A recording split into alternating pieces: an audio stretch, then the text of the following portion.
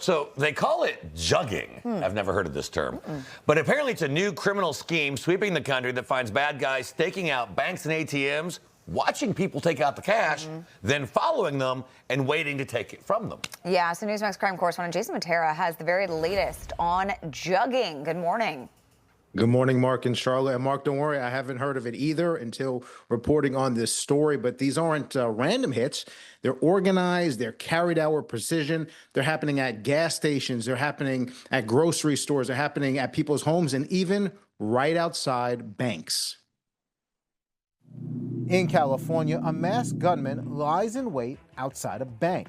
The moment a guy steps out with $10,000, the ambush begins. The victim runs for his life, hurling the cash just to stay alive. And in Texas, a woman stopping for gas after a bank withdrawal gets blindsided.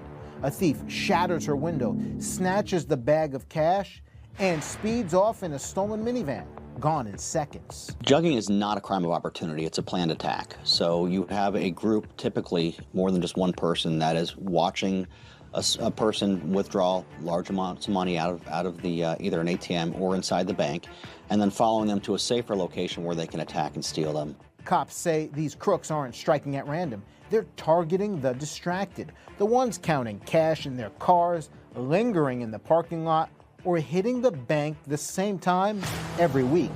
Every criminal is looking for the weakest prey that they can find, which they do. They have spotters that are usually at the bank watching to see who's taking stuff, and they'll select their prey that way.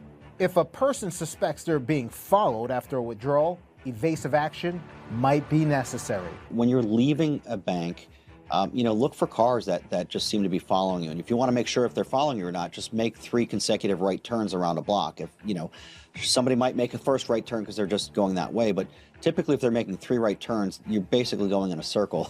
They're probably following you, and that gives you a good indication that you might need to go somewhere safe, call law enforcement. Security experts recommend the following tips to stay safe. Vary your bank routine. Use drive-through ATMs.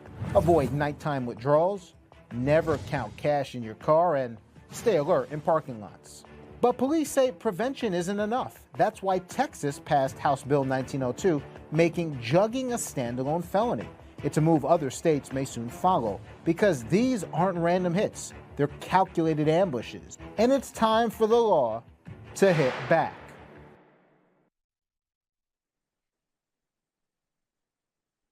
Mark, Charlotte, jugging isn't random in practice, nor is it random in origin. It's what happens when criminals face zero consequences for their actions. They get emboldened. And unless more states like Texas start cracking down on the practice, then the number of victims will keep piling up. Yeah, hopefully more states start to step in and make sure this doesn't happen to citizens. All right, thank you.